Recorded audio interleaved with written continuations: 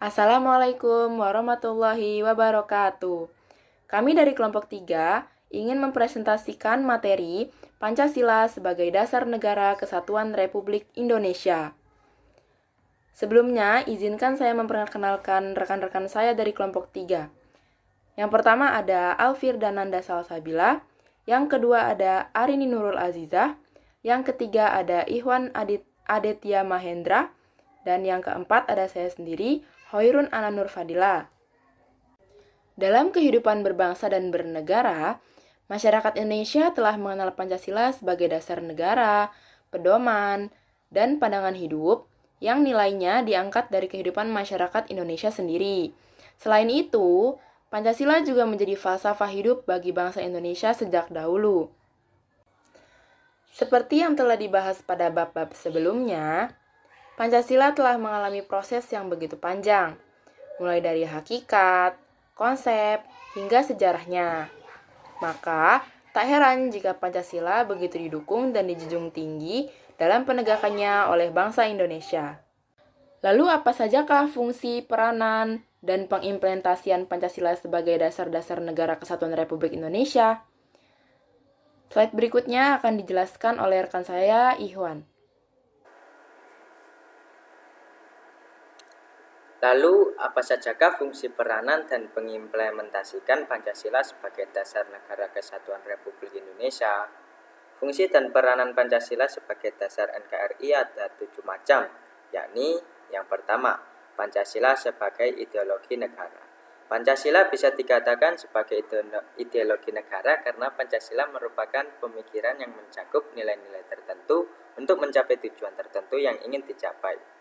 Selain itu, Pancasila dikatakan sebagai ideologi bangsa karena Pancasila bisa digunakan sebagai identitas kuat dari NKRI.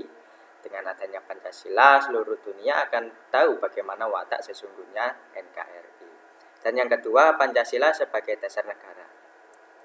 Pancasila sebagai dasar falsafah negara atau yang umum dikatakan sebagai dasar negara memiliki makna bahwa Pancasila adalah dasar dalam mengatur penyelenggaraan pemerintah bangsa. Hal ini telah ditegaskan dalam ketetapan MPR nomor 18 tahun 1998 tentang pencabutan B4 dan penetapan tentang penegasan Pancasila sebagai dasar negara.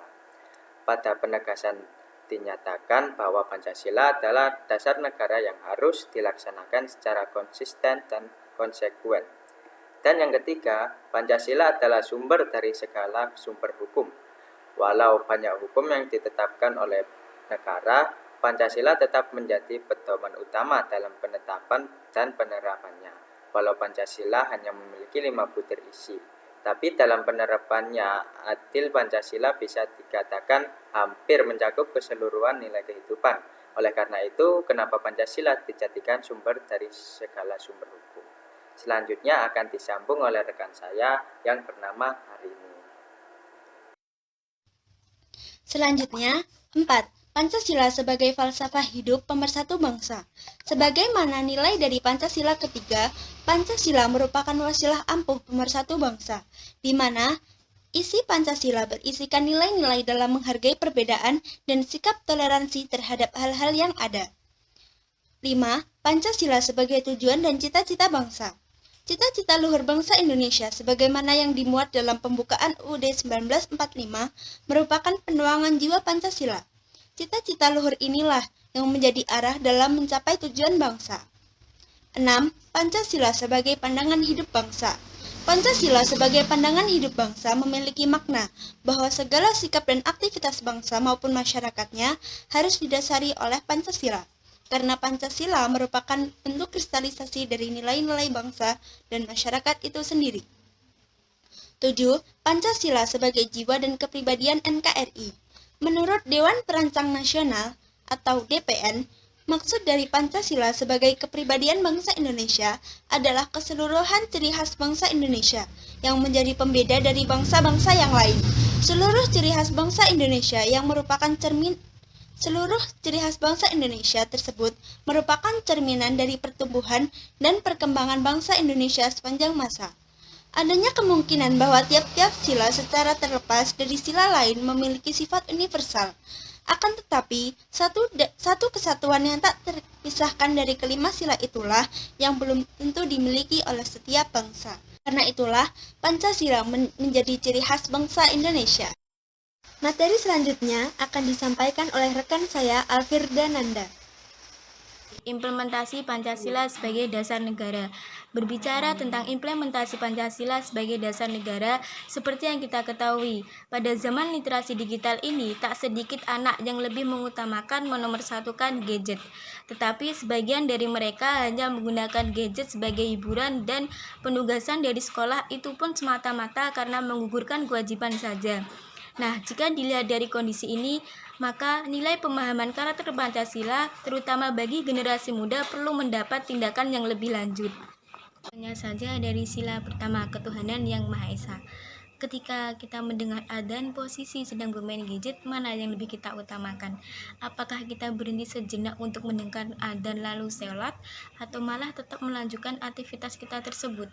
Ya, meskipun itu penting, seharusnya kita bisa diam sejenak, meskipun tidak langsung sholat, tetapi untuk menjawab adzan. Nah, karena jika kita tetap melanjutkan gadget tersebut dan melalaikan panggilan adzan tadi, sama saja kita dengan menuhankan gadget tadi, bukan menuhankan Tuhan yang sesungguhnya.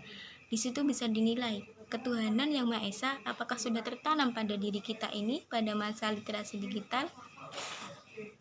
Contoh lagi, sila kedua, kemanusiaan yang adil dan beradab. Memang, gadget memiliki banyak kelebihan, terutamanya mendekatkan yang jauh. Karena pada zaman ini, seperti yang kita gunakan juga, banyak aplikasi yang dimana kita tinggal duduk diam di rumah bisa menemui banyak orang, meskipun itu di luar rumah, di luar kota, bahkan di luar negeri. Ada aplikasi Gmeet, ada aplikasi Zoom. Nah, itu yang memfasilitasi kita sehingga dari gadget tersebut kemanusiaan kita lebih ada, karena meskipun jauh kita tetap bisa berkomunikasi. Tetapi juga jangan ditinggalkan, orang-orang terdekat di sekitar kita juga harus kita dahulukan, karena bisa jadi mendekatkan yang jauh tetapi yang dekat malah merasa menjauh. Nah, bagaimana cara pengimplementasian Pancasila pada kondisi yang seperti ini? Pengimplementasian Pancasila tersebut dapat dilakukan dengan cara 1. Sosialisasi, diseminasi terkait berita hoak. Kita bisa menyebarkan pesan-pesan kebaikan, pesan-pesan nilai Pancasila, dan mengklarifikasi berita hoak dengan cara menyebarkannya di meme sosial media seperti Facebook, Instagram, dan Twitter. Nah, yang kedua, implementasi Pancasila melalui modifikasi game online. Karena seperti yang kita ketahui, pada zaman ini tak sedikit anak muda yang menggandrungi game online. Nah, implementasi ini dapat dilakukan dengan cara membuat aplikasi yang dimana di situ di dalamnya terdapat nilai-nilai Pancasila, atau jika tidak begitu misalnya melalui game Mobile Legends.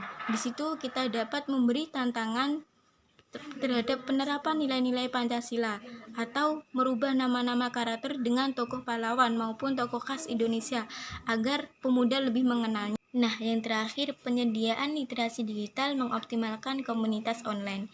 Ini bisa diambil contoh misalnya aplikasi Wattpad. Bagaimana kita membuat cerita khas milenial akan tetapi di situ disisipkan nilai-nilai Pancasila. Misalnya dengan membuat novel yang berjudul Kisah Asmara dalam Bhinneka. Di situ selain membahas cinta, kita juga membahas banyak perbedaan antara suku, bangsa, tradisi, akan tetapi mereka juga tetap bisa bersatu. Sekian dari kelompok kami. Apabila ada salahnya mohon maaf. Wassalamualaikum warahmatullahi wabarakatuh.